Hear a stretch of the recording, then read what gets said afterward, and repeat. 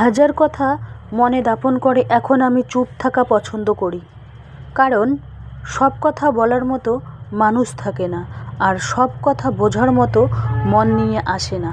এক সময় শব্দে শব্দে নিজেকে উজাড় করে দিতাম, এখন নীরবতায় নিজেকে বাঁচাই। মধ্যবিত্ত ঘরের গৃহিণী হয়ে কম পুঁজিতে ব্যবসা করার 4টি সেরা ব্যবসা, ঘরে বসে টাকা ইনকাম করার উপায়। ফ্লিপকার্ট থেকে অর্ডার দিলাম কাজল, ওয়াটার প্রুফ কাজল অনলাইন থেকে অর্ডার দিলাম, সেই ব্লগ আজকে তোমাদের কাছে আমি শেয়ার করব। তো নতুন দিনে নতুন আরেকটি ব্লগ ভিডিও নিয়ে হাজির আমি আপনাদের মাঝে। সাভানা, ভারতের ছোট্ট একটা গ্রাম শীতলকুচি জেলা থেকে বলছি। তো welcome back to my channel. আসসালামু আলাইকুম। তোমরা সবাই কেমন আছো? আমি আশা করি তোমরা সকলেই ভালো আছো। আলহামদুলিল্লাহ আমিও ভালো আছি, আর আমার পরিবার পরিজনদের নিয়ে আলহামদুলিল্লাহ আমি ভালোই আছি। আর আমার প্রাণপ্রিয় কলিজা আপু ভাইয়ারা, তোমরা সবাই কেমন আছো? আমি আশা করি তোমরা সকলে ভালো আছো। তো বরাবরের মতো না ব্লগটা আমি শুরুই করে দিলাম। তো চলো ব্লগটা দেখতেই থাকো, আশা করি খুবই ভালোই লাগবে। আর আমার ব্লগের কোনো না কোনো অংশে ভালো লাগলে সাবস্ক্রাইব করে পাশে থাকবেন। আর আমার ব্লগ কিন্তু প্রত্যেকদিন বিকাল 4টায় আসে। মধ্যবিত্ত ঘরের গৃহিণী হয়ে গ্রামের কম পুঁজিতে ব্যবসা করার 4টি সেরা ব্যবসা, ঘরে বসে টাকা ইনকাম করার উপায়। এক নম্বর ব্যবসা হচ্ছে মশলা। ঘরে বসে থেকে মশলা তৈরি করে বিক্রি করতে পারো, এমনকি আশেপাশেও দিতে পারো, এমনকি মুদিখানার দোকানেও বিক্রি করতে পারো। তখন যখন মানুষ জানাজানি হবে তখন কিন্তু তোমার বাড়ি থেকে এসেই সেই মশলা নিয়ে যাবে। নিজেকে তৈরি করতে হবে কিভাবে আমি টাকা ইনকাম করব, 1 নম্বর। 2 নম্বর হচ্ছে ঘরে বসে তুমি তোমার হাতের কাজ যেমন কাঁথা সেলাই করা, বা ছোট ছোট যে পাখাগুলো আছে, কাপড়ের যে পাখাগুলো আছে ছোট ছোট, সেই পাখাগুলো তৈরি করে বিক্রি করতে পারো। আবার যে টেবিলের যে ঢাকন, সেইগুলো তোমরা ওই ফুল ছাপিয়ে, সুন্দর সুন্দর ফুল ছাপিয়ে সেইগুলোও বিক্রি করতে পারো। এভাবে আর কি, যখন জানাজানি হবে মানুষ তোমার বাড়ি থেকে এসেই কিনে নিয়ে যাবে, এরকম একটা ব্যবসা তুমি করতে পারো। 3 নম্বর হচ্ছে হাঁস, মুরগি, কবুতর, এইগুলো পালন পোষণ করে তুমি কিন্তু টাকা ইনকাম করতে পারো। হাঁসের ডিম, মুরগির ডিম বিক্রি করে, প্লাস কবুতরের বাচ্চা বিক্রি করে তুমি টাকা ইনকাম করতে পারো ঘরে বসে থেকেই। দেখুন, এটা হচ্ছে সব থেকে ইউনিক ব্যবসা বা সেরা ব্যবসা। যখন মানুষ জানাজানি হয়ে যাবে তখন তোমার বাড়ি থেকে এসে ডিম কিনে নিয়ে যাবে, যেমন আমার বাড়ি থেকে ডিম কিনে নিয়ে যায়। 4 নম্বর হচ্ছে তুমি সেলাই করতে পারো, ব্যাগ সেলাই, লাইলন ব্যাগ সেলাই করতে পারো, বা চুড়িদার, নাইটি, এইগুলো সেলাই করতে পারো। ঘরে বসে থেকেই আর কি। তোমাদের যদি দোকান নাও থাকে, তুমি ঘরে বসে থেকে কিন্তু সেই ব্যবসা করতে পারো। যখন মানুষ জানাজানি হবে, দোকানের সামনে একটা বোর্ড টাঙিয়ে দেবে যে এখানে লেডিস টেইলার বা এখানে লাইলন ব্যাগ সেলাই হয়, তখন তোমার দোকান থেকে এসে মানুষ কিনে নিয়ে যাবে। এই 4টি ব্যবসা যদি তুমি করতে পারো, তাহলে ঘরে বসেই থেকেই তুমি কিন্তু টাকা ইনকাম করতে পারো। যে আমরা যদি ভাবি নিজেকে আমরা গ্রামের বউ, আমরা কিছু করতে পারবো না, দেখুন শহরের গৃহিণীরা কিন্তু অনেক কিছু করে, অনেকভাবে টাকা ইনকাম করে। সবাই কিন্তু টাকা ইনকাম করে, কিন্তু সবার টাকা ইনকাম করার ধরন আলাদা। আমরা যেমন গ্রামের, তো আমরা সবসময় কৃষিকাজে বেশি পছন্দ করি। কিন্তু দেখুন, কৃষিকাজ করেও মানুষ যেরকম টাকা ইনকাম করে, কিন্তু ব্যবসা করে তার ডবল ইনকাম করতে পারবেন। যদি আমার মতো 4টি উপায় তোমরা ফলো করো, তাহলে কিন্তু তোমরাও এখান থেকে অনেক টাকা ইনকাম করতে পারো। ঘরে বসে থেকে ঘর সংসার, ছেলে মেয়ে সবাইকে সামাল দিয়ে কিন্তু টাকা ইনকাম করতে পারো। তো এই যে দেখুন, এখানে অগোছালো কাপড় অনেক কিছু নিয়ে বসেছি, সেই অগোছালো কাপড় আমি গুছিয়ে নেব। তো অনেকগুলো কাপড় জমে গেছে, অনেক দিন থেকে অনেকগুলো কাপড় জমে গেছে, কি করব, কিছু করার নেই। সেই জন্য কাপড়গুলো আমি গুছিয়ে নিচ্ছি, কারণ অনেকগুলো কাপড় একসাথে প্রত্যেক দিনে তুলি, সময় পাই না, তুলে একেবারে পুটলি করে আলমারির ভেতরে রেখে দেই। আলমারির ভেতরে রাখার পর একদিনে যেই দিন সময় পাই সেদিন বসে একেবারে জুতপাত করে কাপড়গুলো সুন্দরভাবে গুছিয়ে এই লাল রেকের মধ্যে গুছিয়ে রাখি। আমি কিন্তু এরকমই করি। যদি 2-1টা থাকে তাহলে কিন্তু সাথে গুছিয়ে নেই, আর যদি বেশি কাপড় চোপড় থাকে তাহলে কিন্তু আমি বিছানায় বসে গুছিয়ে নেই। কারণ বেশি কাপড় চোপড় হলে অতক্ষণ দাঁড়িয়ে থেকে ধৈর্য আমার নেই, সেই জন্য বেশি কাপড় হলে আমি বিছানায় এইভাবে বসে মানে ধৈর্য সহকারে সেই কাপড় চোপড়গুলো গুছিয়ে একেবারে লাল রেকের মধ্যে রেখে দেই। তারপরে এক সপ্তাহ হয়, আবার যদি মনে করো আজকে একটা কাপড় পরে এক জায়গায় গেলাম, ওটা খুলে এনে এক জায়গায় রেখে দিলাম, ফির কালকে একটা পরে মানে ব্যাগ নিয়ে গেলাম, ওটা খুলে রেখে দিলাম। এইভাবে রাখতে রাখতে যখন 4-5টা হয় তখন একেবারে ধুয়ে রোদের মধ্যে শুকিয়ে একবারে আলমারির মধ্যে রেখে একবারে বসে মানে গুছিয়ে রাখি। এটাই হচ্ছে আমার নিয়ম। আমি প্রত্যেক দিনে কিন্তু কাপড় চোপড় ধুই। আমি যে নাইটিটা পরে আমি সবসময় সংসারে কাজ করে থাকি, ওটা তো প্রত্যেক দিনে ধুতেই হয়।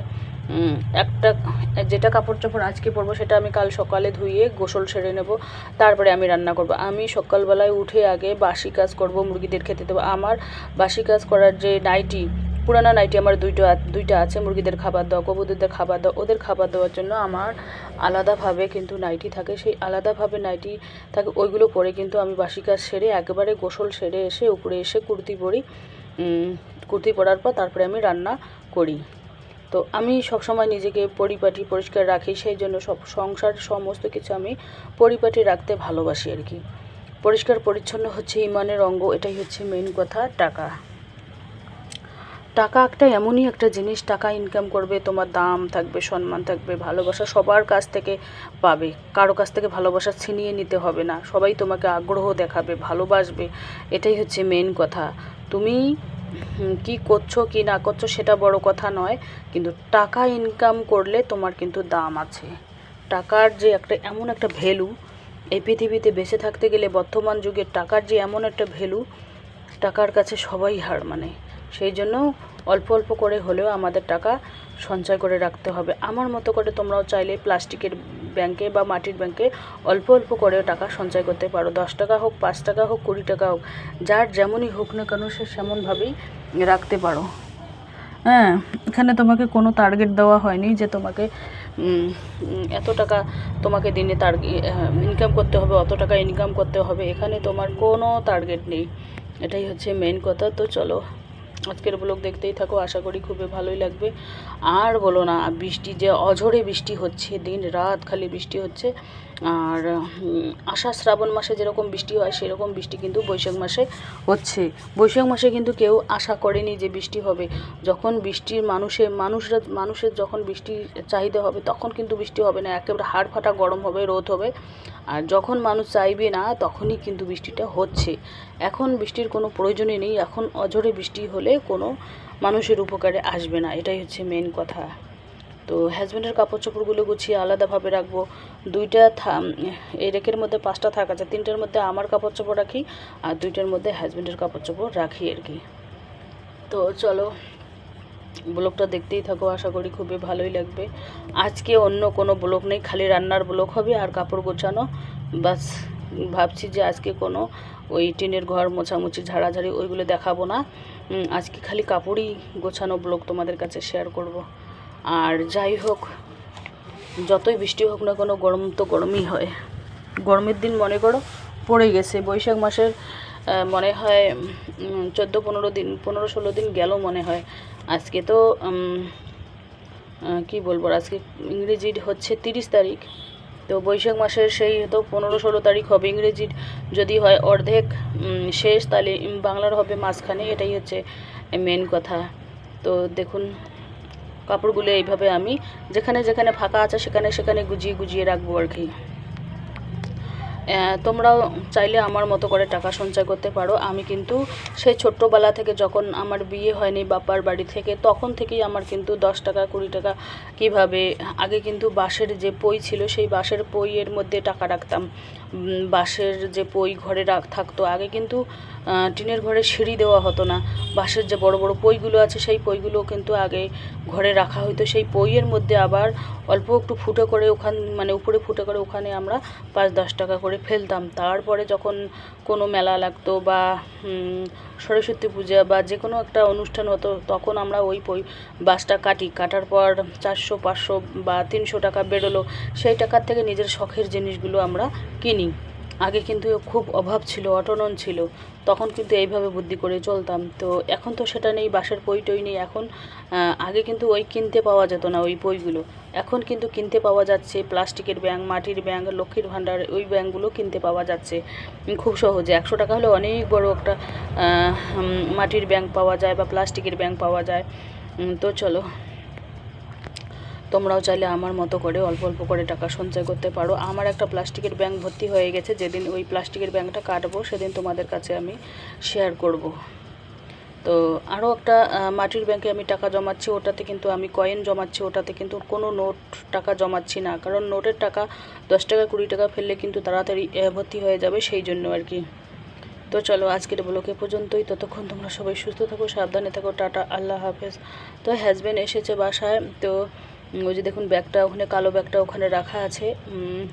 ওই ভোটের আগে এসেছে মনে হয়, ভোটের মানে কয়েকদিন পরে যাবে। আর ফ্লিপকার্ট থেকে দেখুন আমি 2টা কাজল অর্ডার দিয়েছি। এটা হচ্ছে, এই কাজল 2টা হচ্ছে ওয়াটারপ্রুফ, 295 টাকা নিয়েছে আর কি। তো কালকে অর্ডার দিয়েছি, আজকে এসেছে।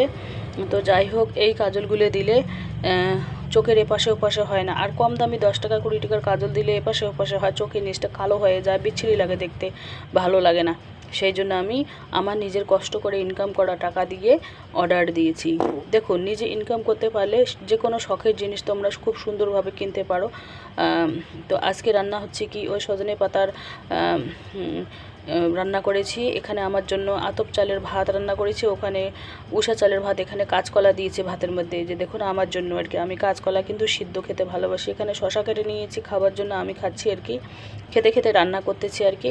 আর এখানে ভাজা করব আলু ভেন্ডি, এখানে একসাথে ভাজা, আর আলুর ভর্তা বানাবো, তাই দিয়ে সকালে হয়ে যাবে। আর দুপুরেরও হয়ে যাবে, দুপুরে 2-3টে ডিম ভাজলেই হয়ে যাবে। তো চলো, টাটা।